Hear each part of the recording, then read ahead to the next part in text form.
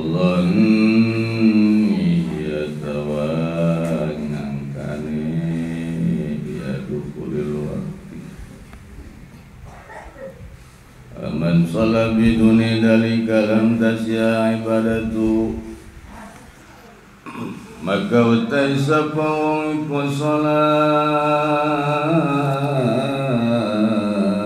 ya si wong biduni dalika kelawan orangana mengkonon rukuni awani lam tasya ibadatu maka orangana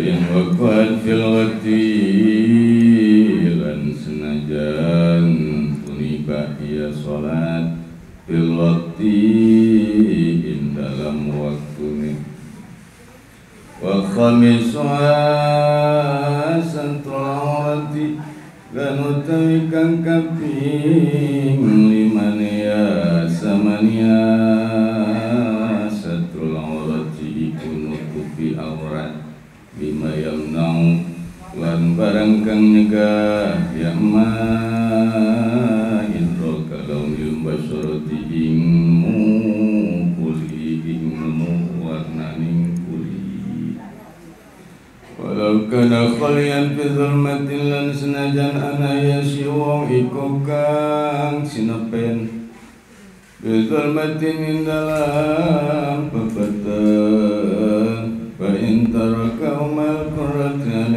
lam tasiha salatuhu maka lamun ninggal ya si wong ing satul aurat mal qurrati samartane kuasa mal qurrati samartane kawasa alaihi ngatasi satul aurat lam tasiha maka warnasa salatuhu salat si wong lam tasiha maka nasa salatuhu opo salat si wong.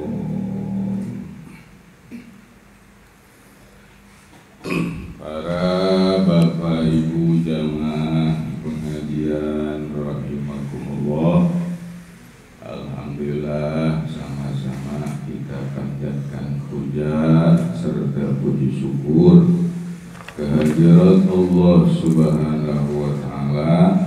Alhamdulillah saat ini kita masih diberikan nikmat sehat walafiat, nikmat panjang umur, terutama adalah nikmat iman dan nikmat Islam, sehingga kita dapat kumpul kembali dalam rangka sama-sama niat thalabul ilmi, nuntut ilmu Allah Subhanahu wa ta'ala. Mudah-mudahan dengan wasilah kumpulnya kita saya ini menjadi sabab diampuni dosa-dosa kita, diampuni dosa kedua orang tua kita, diampuni dosa guru-guru kita, dan mudah-mudahan kita semuanya diberikan keistiqomahan, kekuatan iman Islam, taat ibadah kepada Allah sampai akhir hayat kita, dan kita meninggal dunia husnul khotimah.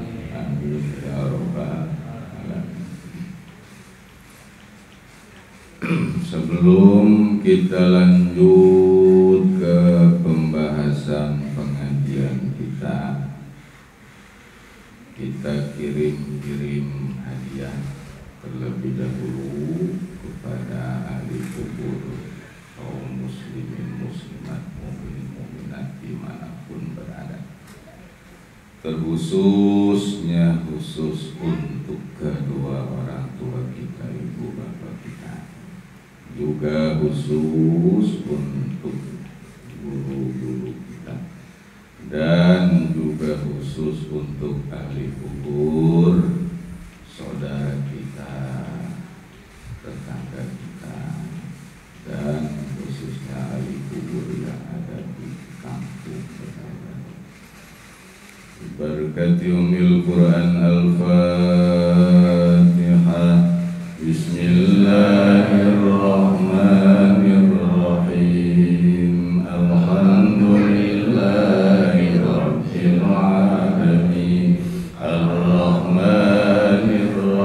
الرحيم مالك يوم الدين إياك نعبد وإياك نستعين اهدنا الصراط المستقيم صراط الذين أنعمت عليهم غير المغضوب عليهم ولا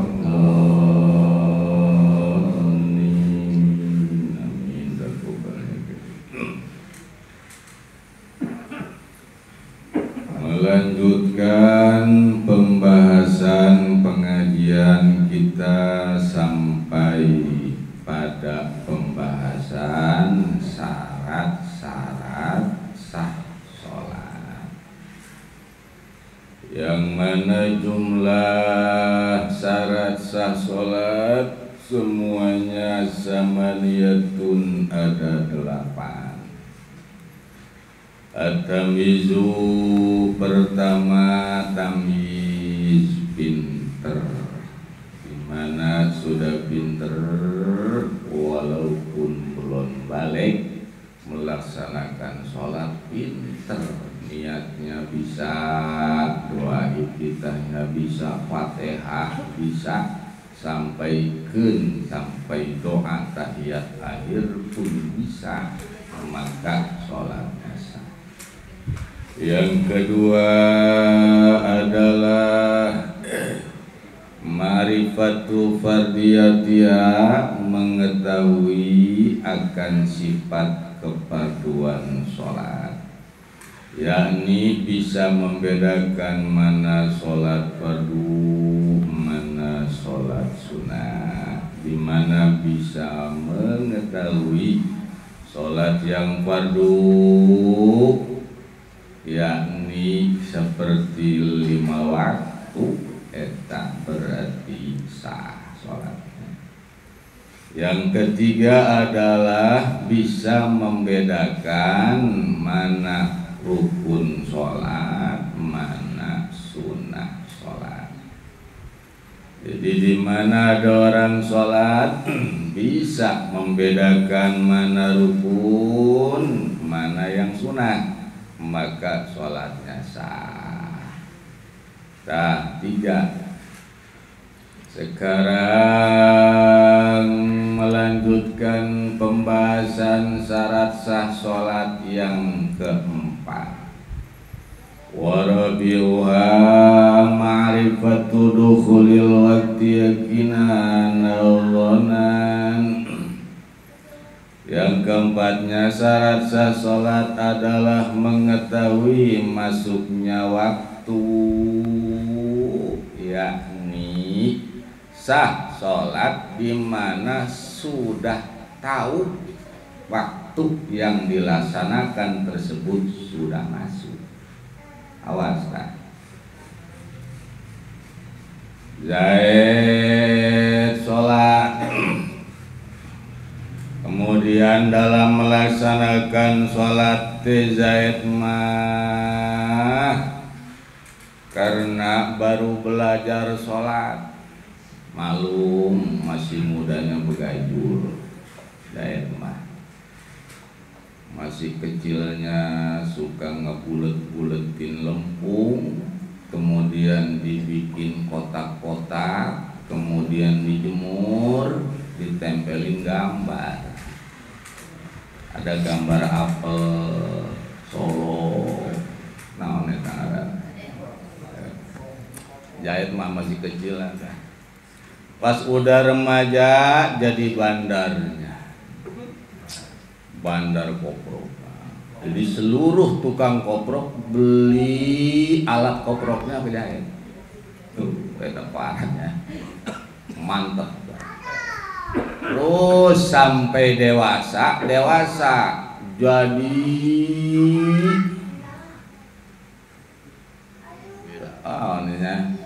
kepala bos. Jadi skala terkenalnya nama Z di bidang perkoprokan sekecamatan. Kenal semua, kenal Majen. Oh, ada teman ya kenal. Ngan kenal ku jorek. Kudunya sama orang dikenal ku bagus. Makanya nama orang bagus jeleknya jangan nanya ke orang tersebut ya. Orang itu derajatnya bagus atau rendah ketahuan. Skalanya nama orang tersebut ada yang bagusnya sedesa, ada yang bagusnya sekecamatan, ada yang bagusnya sekabupaten, bahkan terus provinsi negara. Dan sebaliknya ada yang namanya buruk sedesa, enggak sekecamatan mana.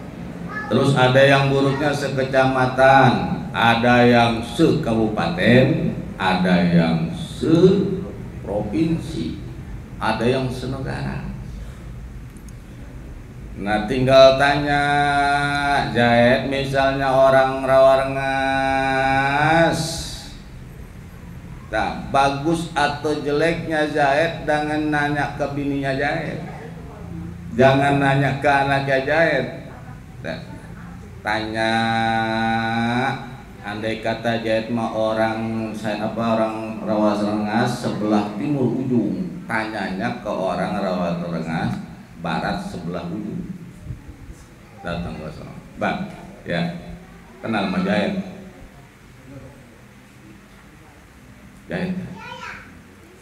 Oh, yang kalau ada hiburan dia ngegelar sejadah.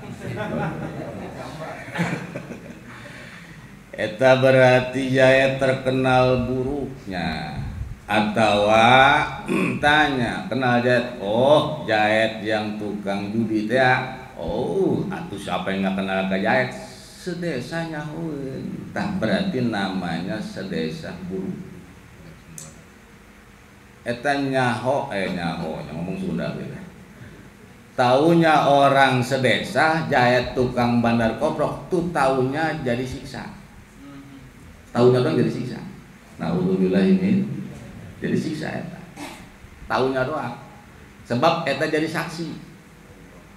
Andai kata orang Rawarengas ada 1000, Jaid disaksian kenal Jaid, mana komotenya. Tapi enggak ngehina ngomong begitu doang. Eta ternyata 1000 orang ditanya jawabnya sama semua. Itu nanti 1000 orang jadi saksi, itu jadi siksa buat Jaid. Makanya kalau Zaid kagak tobat atau ninggal, andai kata ditahlilin ya, seorang ngas datang semua karena bela sungkawa terhadap orang yang menjadi tokoh bandar kobrok ninggal. Oh, itu mantep katanya. Ada yang sekecamatan kenal Jaid, jangan Jaid mah tukang zina dia mah, tukang judi dia mah. Ternyata orang sekecamatan misal tanya di Selembaran Jaya, nanya Jaid, orang Rawarengas diketahui Jaid dikenal di orang Selembaran, kenalnya tukang bandar koprok, berarti dosanya skalanya sekecamatan.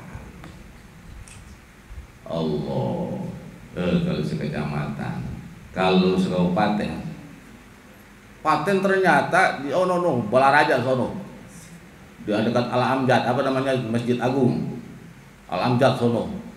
Ditanya, "Mang orang mana?" Jabim orang dia, orang Tiga Raksa, asli. Atuh bilang asli di dia. Iya, barina harus ieu mah. Kira-kira teh mamang ya apal teu ngaran Mang Jaid? Biar mananya? Orang Rawarengas mana? Kecamatan Kosambi. Oh, nyana mah bandar koprok. Eta berarti nyahueun tah orang Tiga Raksa, berarti dosanya skalanya seprovinsi. Kabupaten kabupaten.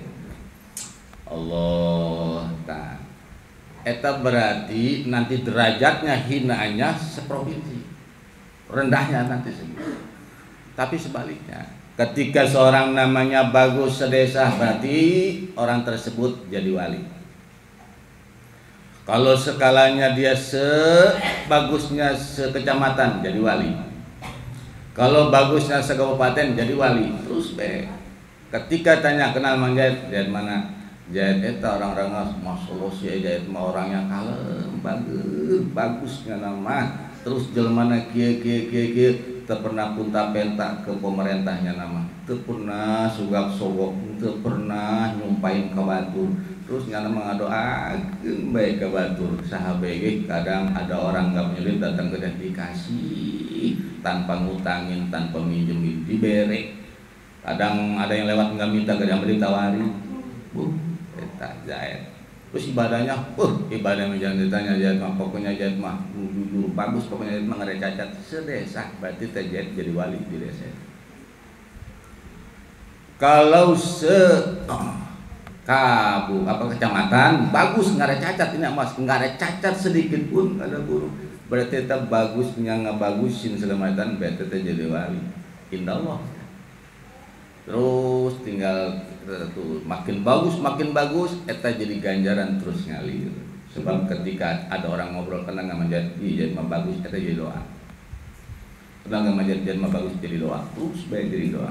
Jadi nggak kudu doa, sudah luhur namanya dengan kebagusan orang yang membaguskan dirinya karena dia punya rekodnya bagus. Makanya tinggal diri kita mau ngebagusin nama apa ngeburukin nama, tinggal tanya ke awak kita ya.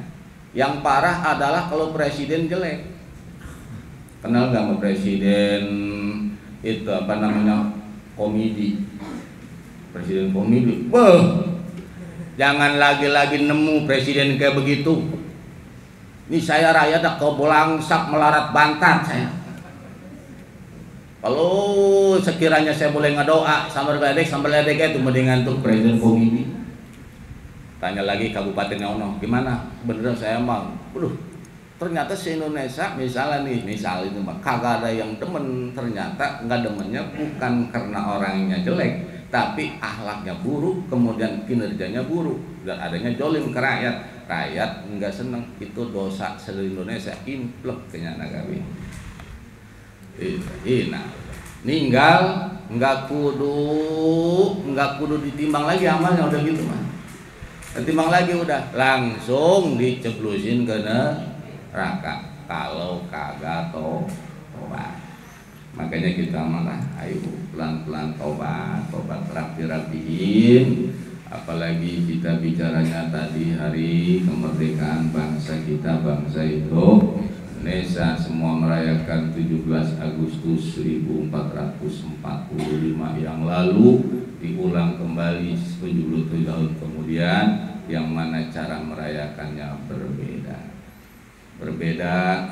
Kalau dulu mah ketika kumpul menaikkan bendera nangis air mata sebab perjuangan kebayang masih di depan mata, capek luar biasa. Kemudian berapa nyawa yang diperjuangkan untuk kemerdekaan bangsa selama 350 tahun untuk mengusung sebuah nama bangsa Indonesia. Kalau sekarang mah namanya merayakan mah itu sekarang. Tapi yang paling mantep ya, ketika 17 Agustus kepengen kita mah tuh tahlil dulu di istana. Tahlil bila Allah bin Nabi sebelum penaikan bendera tahlil. Ya, pernah ada gini ya. Enggak mantap diomelin sama pahlawan dulu kan. Masya Allah, itu mah nyanyi. Tahu kumaha meureun tuh nya. Tapi intinya mah semuanya niatnya bener.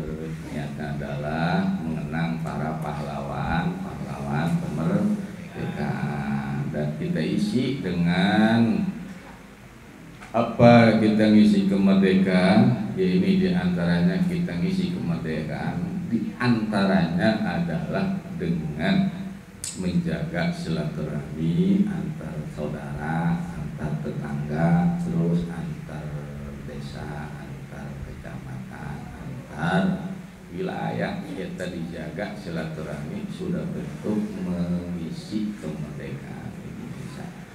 Dan yang paling hebat yang ngisi kemerdekaan Indonesia adalah tuh generasi muda bangsa Indonesia yang mau nuntut ilmu Allah Subhanahu wa ta'ala. Sebab orang yang nuntut ilmu Allah mah bakal ada di bener. Ketika nanti jadi pemimpinnya pemimpin yang bener, jadi lurahnya, jadi camatnya, jadi bupatinya, jadi gubernurnya, atau nanti ke menteri ke presidennya juga bakal bener kalau rakyat Indonesia nya belajar ilmu Allah Subhanahu wa ta'ala. Padahal mah ya. Makanya lah jarin yang lain mah, makanya kita mah terus jaga keislaman kita, keimanan kita, jangan sampai nyoblok di mana perkembangan zaman. Usia negara kita sudah tidak muda lagi. Kalau usia seseorang sudah 77 tahun, dekat ke mati apa dekat ke muda? Dekat ke mati. 77 bonus, itu juga bonus. Nah, negara kita 77-an, kalau ngukur usia kita ini udah tua Indonesia.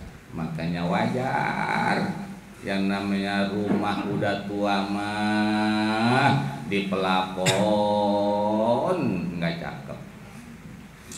Kemudian dirias, tiangnya udah pada keropok. Ya, mau ngebangun lagi tanah nggak gablek. Duit nggak punya, akhirnya main di rumah diliatin, baik paling sawangnya doang dibersihin, kemudian ramat-ramat dibersihin, kotoran disapuin, segitu-gitunya.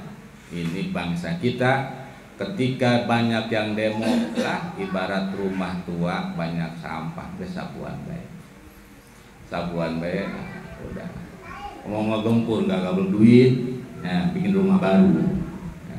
Udah wajar nih udah tua mah. Terus kayu udah pada keropok, di sini dibongkar di sono pertak, di sini diketok di sono deng-deng.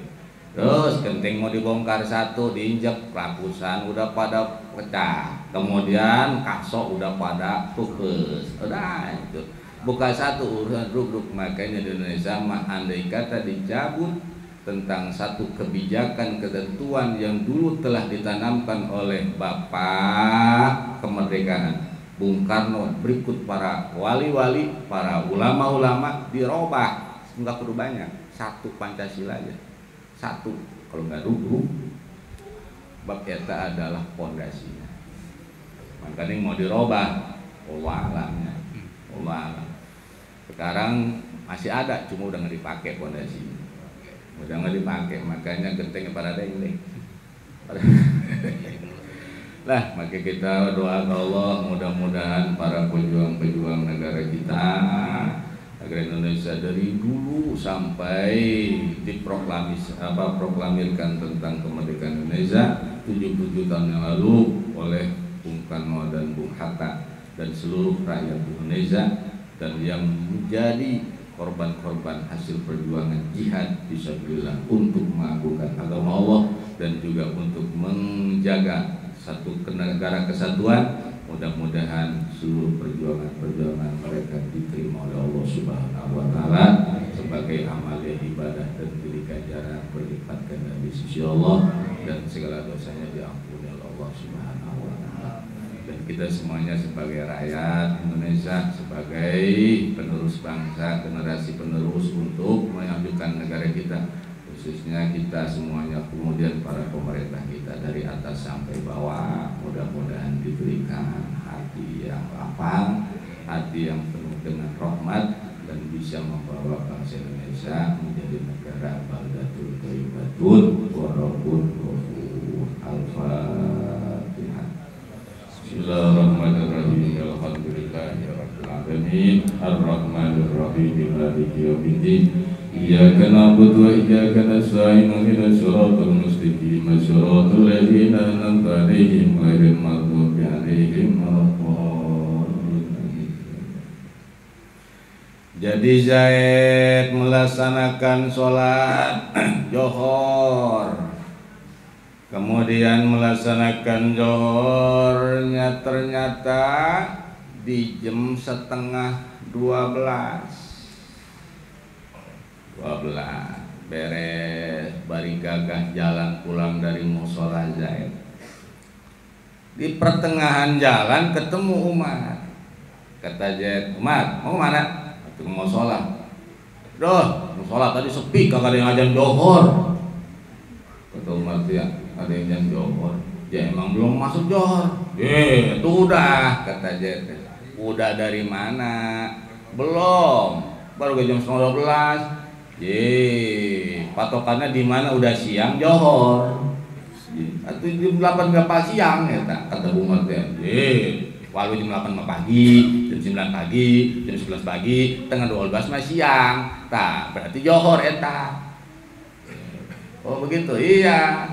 Nah, eta ternyata Zaid sholat di setengah 12 mangkaning Johor jam 12 bisa.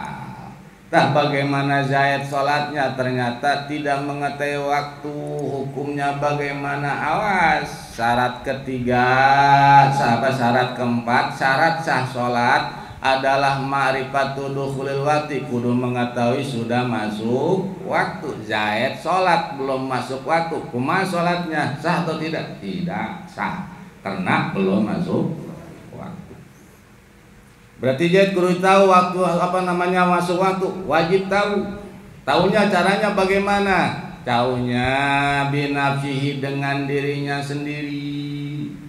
Jadi mengetahui waktunya itu dengan dirinya Zaid. Kata Zaid, udah masuk waktu ini mah. Dan Zaid mah tahu dirinya sendiri bahwa ini sudah masuk waktu. Masuknya yakinan, yakin.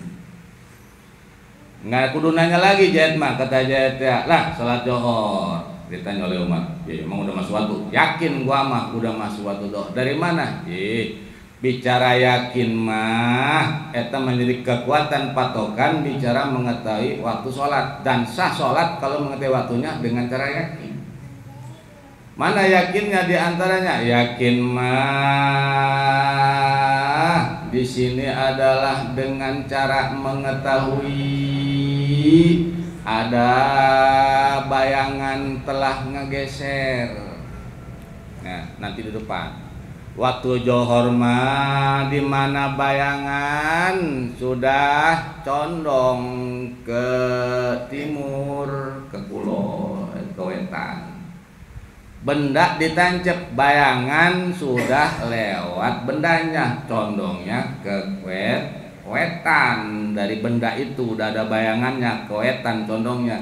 Berarti matahari udah miringnya ke kulon. Tah eta patokannya. Terus masuk Johor. Tah ternyata Zaid mah patokannya tuh lihat bayangan. No bayangan no benda. Bayangan udah kemana? Ke kulon, ke wetan mang Zaid. Di mana bayangan udah ke wetan berarti masuk Johor. Tah eta Zaid ngomong gitu mengetahui waktunya dengan yakin namanya. Yakin. Tah Zaid sholat sudah yakin, walaupun di masjid belum azan, walaupun di musola belum azan, tapi patokan bayangan sudah miring, udah condongnya tuh ke wetan, berarti sudah masuk. Karena sudah mengetahui waktunya dengan ya. Atau dengan ada berita orang yang dipercaya, Zaid lagi ngerokok di depan rumah. Makanya ngerokok jam 11 habis makan, entah ngerokok. Enak mana aja ngerokok deh.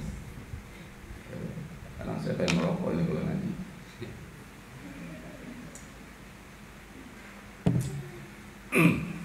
Jam 11 lupus gitu ya.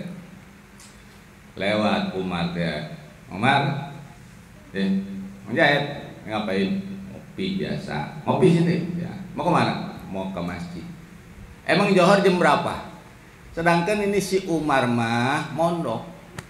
Terus bicara hitung-hitung waktu, tahu waktu Johor jam berapa, waktu asar jam berapa, dan itu nggak sangsi lagi. Orang di kampung itu tahu semua. Ki Umar mah ahli ilmu falak, ilmu hisab, tahu.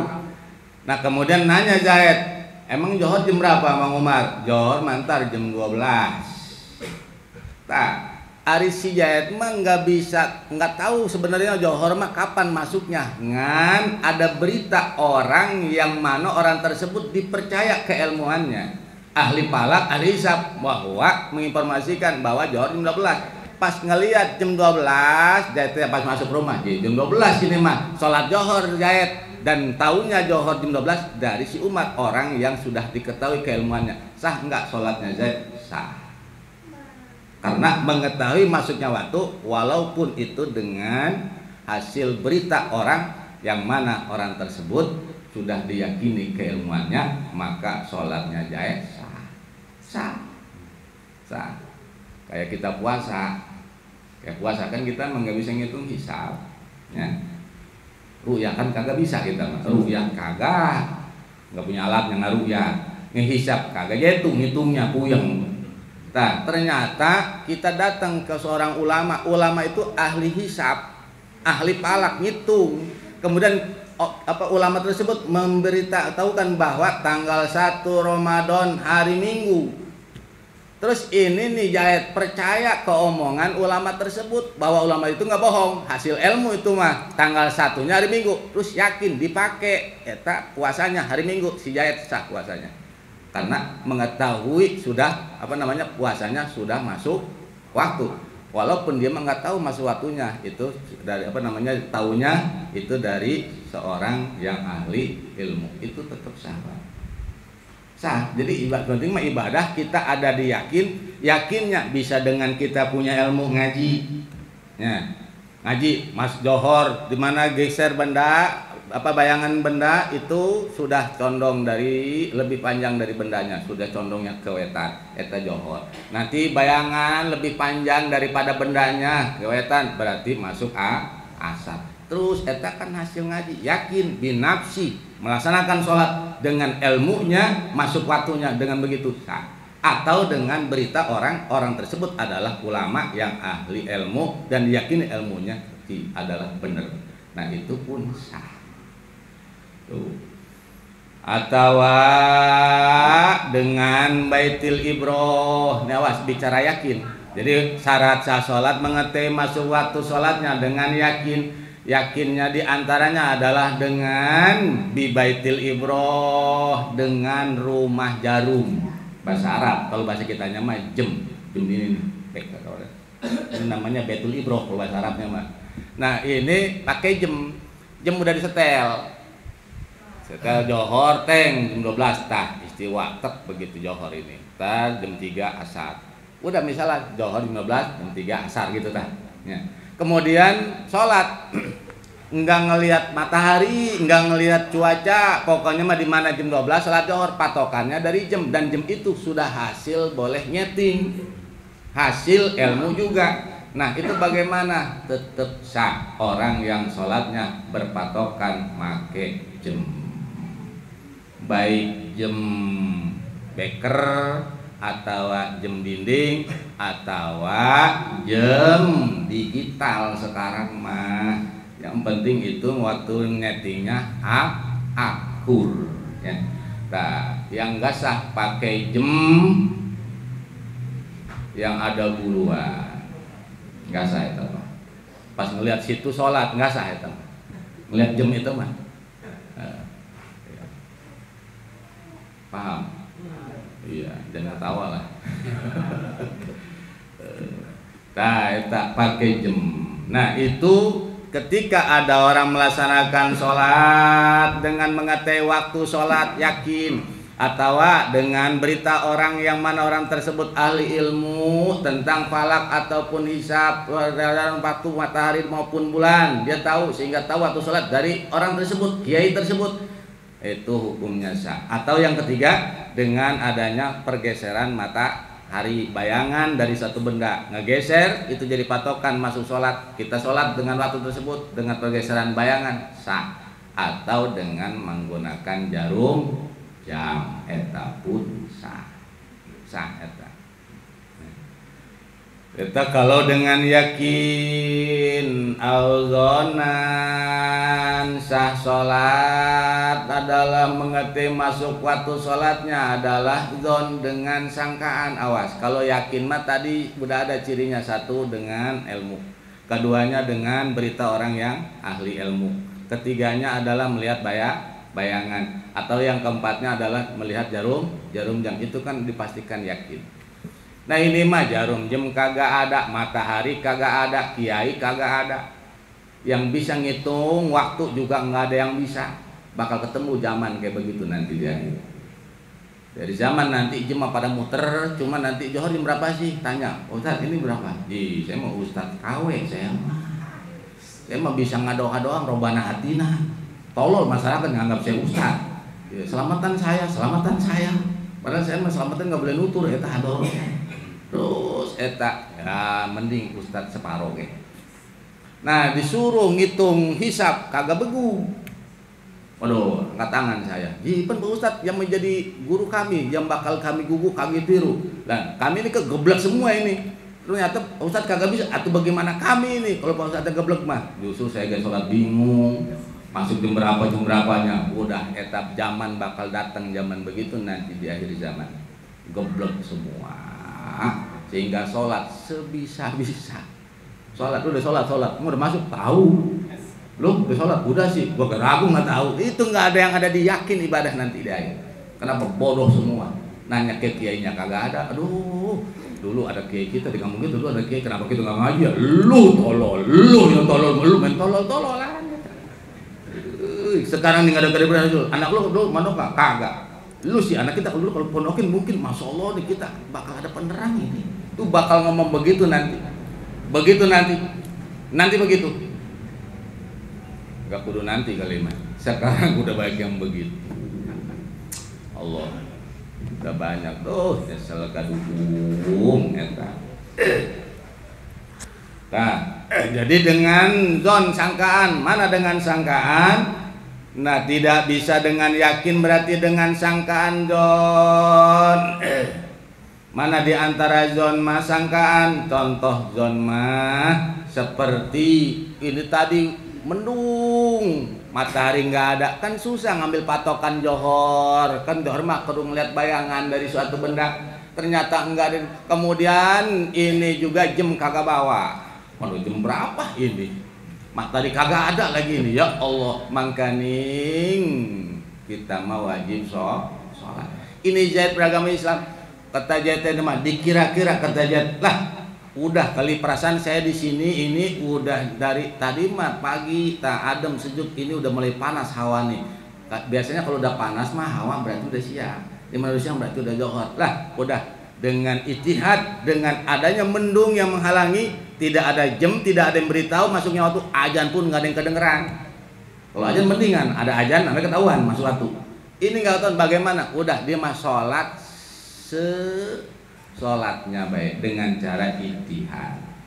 Udah ketika itu jangan nanya lagi, udah gelar sajadah, usolli fardhu zuhri arba'akatin muslim, Allahu akbar.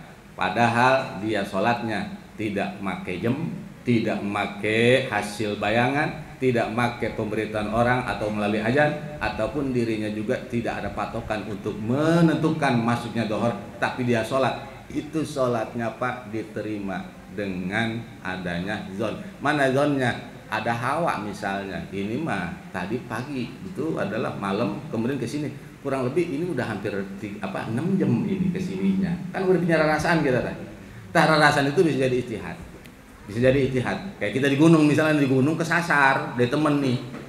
Aduh, makaning ini mah udah gelap, ini sih siang apa malam, tapi perasaan naik dari kaki gunung mah ini adalah pagi habis subuh. Berarti ini udah siang kudunya mah. Tapi ini masih mendung baik. Ini bagaimana? Perasaan ada bangsa 6 jam ini perjalanan. Udah di situ gelar sejarah salat ijtihad, salat Johornya sah dengan cara ijtihad tersebut dengan Johor. Tapi kalau misalnya kita di sini, awas, nggak boleh dengan cara ijtihad kita mah nih. Kenapa nggak boleh cara ijtihad? Sebab masih banyak guru ngaji, masih banyak musola, masih banyak masjid, ya masih banyak jam, masih banyak. Nggak boleh dengan ijtihad, kecuali kiainya udah meninggal. Satu, musola ini ternyata nggak ada jamnya, mati semua baterai, speaker apa listrik lagi mati semua total.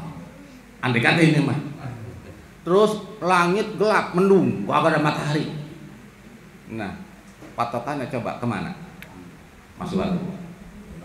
jam mati, listrik, speaker pada mati semua, matahari mendung ya ini lagi nggak kelihatan dari pagi. Ini dikira-kira udah 6 jam apa belum ya? Udah ada kira 6 jam mah, udah nyemat hasil dicoba tak. Kita udah punya rasa begitu. Sholat dengan sangkaan begitu. Itu walaupun ada jam, ada masjid, ada speaker, kalau itu alat semuanya nggak berfungsi, baru boleh pakai ijtihad. Udah, sholat Johor. Ntar punya rarasan, kayaknya udah 3 jam kemudian sholat asar. Ntar udah repet-repet, udah gelap ini mah, sholat maghrib, eta ijtihad boleh begitu. Kalau tidak ada tadi tenggeran untuk narik-narik kepada yakin. Jadi ilmi bidukhulihi jadi sah. Sholat yang keempat mengetahui masuk waktu dengan yakin atau dengan sangkaan. Maksudnya adalah ilmu mengetahui bidukhulihi masuknya waktu, al-dhani atau sangkaan masuk waktu. Jadi di mana sholat dengan ilmu mengetahui masuk waktunya sah, kemudian melaksanakan sholat dengan sangkaan masuk waktunya juga sah. Paman sholat biduni dalika lam tasya ibadatuhu. Zaid sholat kemudian sholatnya ternyata enggak pakai ilmu, enggak pakai zon ijtihad. Zaid mah sholat baik kayak ini tadi Zaid sholat jam setengah 12 teh bukan hasil ijtihad, bukan hasil ilmu. Pokoknya mah ku gebleknya Zaid teu nyaho teh mah. Pokoknya Zaid yang penting mah sholat bae udah. Nah. Pedah masih ada kiai, masih ada yang muadzin, masih speaker juga listrik pada hidup. Kemudian jam juga pada ngegegreng. Nah, kemudian Zaid mah udah sholat sekarang. Tadi sholat Johor beres sholat ya. Tanya oleh Umar ya, Zaid ya udah sholat? Tuh udah tadi. Jam berapa? Jam setengah 12. Emang udah Johor? Ih, masalah Johor mah nggak tahu. Emang kenapa? Mang Zaid sholat mah sahnya kalau sudah masuk waktu. Emang kalau belum masuk waktu nggak sah. Zaid bagaimana sholatnya? Ternyata dia mah sholatnya tanpa menggunakan ilmu atau wazon. Paman sholat biduni zalika, orang yang melaksanakan sholat Zaid sholat biduni zalik tanpa ada ilmu keyakinan atau dengan zon yakni ijtihad, lam tasiha, maka tidak sah ibadatuhu sholatnya, wa in waqa'at fil waqti, walaupun nanti sholatnya ada di waktu. Jadi orang yang sholatnya tidak berdasarkan ilmu mah, tidak mengetahui ilmunya, tidak sah sholatnya. Ini mah Zaid sholat Johor jam 1. Terus pulang dari musola ditanya oleh Umar, Mang Zaid dari mana? Dari musola. Habis ngapain? Sholat Johor. Emang udah masuk waktu Johor? Kayaknya udah sih. Padahal jam 1 udah masuk Johor belum? Udah. Tapi kata Zaid kayaknya udah masuk waktu. Bang Zaid tahu nggak Pak apa ukuran masuk waktu Johor? Nggak tahu. Johor itu mulai dari jam berapa sampai jam berapa? Nggak tahu. Ini Bang Zaid Johor, ya sama sholat Johor aja saya mah. Jadi nggak tahu nih jam 1 ini udah masuk Johor atau belum? Kagak tahu saya mah, jangan nanya ke situ. Saya mah yang penting saya mah sholat Johor be udah. Pertama tak kalau siang. Pada ditilik jam ternyata jam 1. Sedangkan Johor jam 12, berarti kan Zaid ada di waktu Johor, tapi tetap wa in waqa'at fil waktu, walaupun Zaid sholatnya sudah di waktu tetap enggak sah kalau sholatnya enggak tahu sama sekali tentang waktu mah. Tuh berarti kalau yang bodoh sholatnya sah apa enggak? Nah, makanya minimal alhamdulillah kita mah patokannya ngedengerin azan. Cukup eta. Yang penting yang azannya bener. Bukan azan yang keder kayak dulu azan Johor jam 10. Nah, itu kalau azan Isya jam 9 nggak apa-apa jam 9 kalau sholatnya dewekan, nggak apa-apa, jangan pakai speaker. Ini jam 9 pakai speaker lagi, atau mantakan di demo oleh rakyat sih. Makanya azannya di masjid, boleh sih, boleh, bener boleh azan eta boleh, cuma jangan menggunakan alat kalau itu di tempat ibadah, kalau bukan pas masuk waktu. Jadi azan itu ketika digunakan speaker untuk masuknya waktu, awas kan. Jadi fungsinya speaker nih Ini kadang kita salah make. Fungsinya speaker di masjid, fungsinya speaker di musola itu untuk azan. Azan itu azannya azan masuk waktu. Bukan azan sunnah kita mau sholat. Beda itu mah. Kayak kita nih sholat di rumah, kan kita mah nggak azan kan di musola tuh. Kita mau sholat di rumah kan sunnah, kita sholat azan dulu kita sendiri tah. Habis azan komat sunnah tah. Walaupun tadi di musola udah azan. Bab azan musola menunjukkan masuknya waktu, memberikan informasi ke masyarakat bahwa kayak begini, orang Benda Baru ini sekarang udah masuk dohor, cirinya nih saya azan, begitu kan? Cuma ngomong gitu doang. Allahu Akbar, alhamdulillah, johor. Nah, masyarakat udah tahu dengan tanda azan itu berarti sudah masuk dohor. Sholat itu ternyata ini si Jaid kena patokannya azan itu. Ternyata nih yang azan salah jam.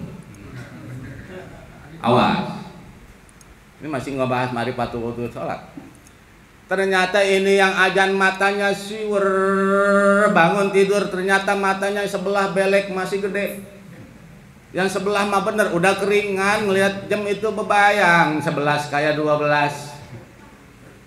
Loh, jam 12 ini. Padahal belek yang masih nempel di mata. Megang mic bae langsung.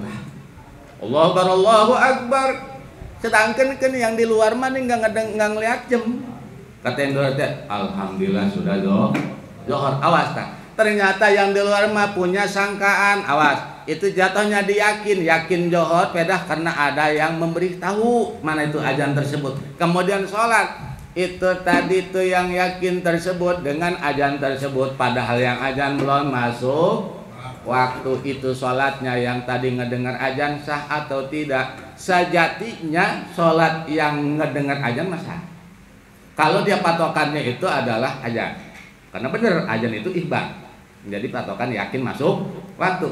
Tapi nanti bisa jadi nggak sah sholatnya kalau ini ternyata yang azannya bukan di waktu, tapi itu dibicara nanti di akhirat. Di dunia mah tetap sah, cuman nanti di akhirat nggak sah sholatnya. Cuman nanti yang tanggung jawab yang azan. Kata yang azan, alhamdulillah ini orang pada datang ke saya semua mau nolong saya. Bukan nolong gua, mau nolong lagi. Nih gua mau ke neraka dilemparin kena oleh malaikat Jabaniyah gara-gara satu sholat gua sholat johor kagak sah. Apa hubungannya kata dia sama saya? Nggak sholat kagak sih ke saya. Dulu gua sholat johor gara-gara lu azan, tukang azan lu. Saya tukang azan. Dibayar enggak lu? Saya enggak dibayar sama azan. Terus itu emang saya pernah lupa, bukan lupa itu mah kesalahan saya itu. Itu kan saya azan lagi. Bang, enggak azan lagi, jam berapa azan? Saya jam 2 azan lagi. Yo, johor jam 2. Tadi pertama jam berapa? Jam 11. Wah, kagak beres ini mah. Atuh tuntunya tuh sholat gua kagak sah. Sebab gua sholat di setengah 12 eta. Tapi gua patokannya udah masuk johor, beda lu yang azan. Nah, eta nanti nuntutnya itu ganjaran pahala sholatnya itu nuntut sholat si muadzin tersebut. Nanti si muadzin ya ternyata yang jadi korbannya ada 10 mah.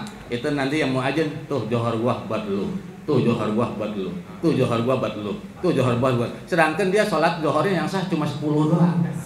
Ternyata habis diambilin buat itu tadi bures, makanya nanti ada yang di akhirat bangkrut gara-gara ngebayarin utang tentang amaliyah waktu hidup di dunia. Hati-hati baik buruknya kita ini bakal menjadi bagus atau tidaknya kita di akhirat. Makanya kita mah rapihin ibadah jadi minimal harus ada patokan supaya sholat kita ada bisa. Jadi walaupun ada orang sholat walaupun sudah di waktu tapi dia mah hakikatnya nggak tahu waktu nggak sah.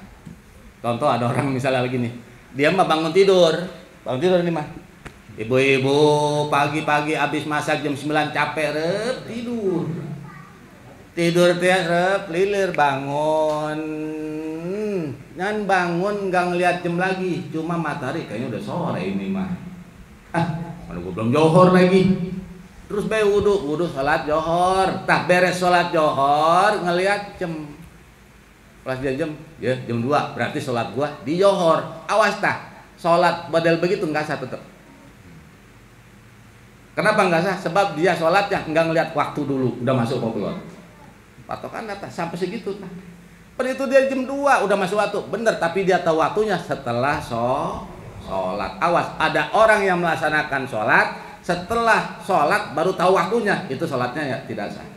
Walaupun sholatnya di waktu. Zaid sholat jam 2, nggak tahu Zaid mah kalau itu jam 2. Jam 2 itu udah masuk Zohor. Sholatnya jam 2, beres sholat Zohor. Dia sholat apa? Sholat Zohor. Emang Zohor jam berapa mulainya? Nggak tahu saya mah. Zohor mah jam 2. Saya sholat jam 2, berarti sudah waktu. Nah, berarti ketika sholat dia belum tahu masuk Zohor jam berapa. Dan setelah dia sholat tahu Zohor itu jam 12, dia sholat jam 2, berarti sudah ada waktu. Itu tetap sholatnya tidak sah, Pak. Wajib diulang. Kalau masih di waktu, kalau sudah habis waktunya wajib bagaimana ini mah dia mah buta huruf, nggak ngaji, nggak ngapa-ngapain, terus sholat juga nggak tahu ngelalui, bahkan dia mah kayak yang ajan nyumpain. Gue mah nggak percaya sholat sama yang ajan begitu, gue mah sama jam kagak percaya, sama batari gue mah kagak percaya. Gue mah sholat, gue mah langsung ke Allah, gue mah dikemplang malaikat. Kata malaikat tuh pakai waktu dulu, tolol sholat. Dari mana kali mah? Nah, jadi kesimpulannya yang keempat, mengetahui masuknya waktu dengan cara yakin, berarti dengan ngaji. Nanti dikasih tahu waktu-waktunya. Terus atau dengan ijtihad, John tetap sah. Tinggal wa khamisuha. Nah, bahkan nanti ada patokannya dari suara ayam jago. Ayam jago, nantilah ada dongeng ayam jago tentang masalah waktu sholat. Jadi di mana masuk waktu sholat itu ada yang patokannya dulu itu pakai suara ayam jago. Jadi ayam jago Pak itu berbunyi dalam sehari semalam 5 kali. Allah nyiptain ayam jago nih. Ayam jago fitrahnya, asal diciptakannya ayam jago oleh Allah itu nyuaranya kongkorokoknya itu 5 kali dalam sehari semalam. Pertama kongkorok masuk Zohor, kedua kongkorok masuk Asar, ketiga kongkorok masuk Maghrib, 4 kongkorok masuk Isya, 4 lagi kongkorok masuk Subuh, 5. Nah insya Allah besok lah disibuk ya. Pokoknya besok yang ngaji dapat dongeng ayam jago. Terus kanjeng Nabi punya nggak ayam jago? Kanjeng Nabi punya ayam jago. Punya ayam jago. Jagonya kayak gimana? Besok. Ya. Wallahu a'lam. Allah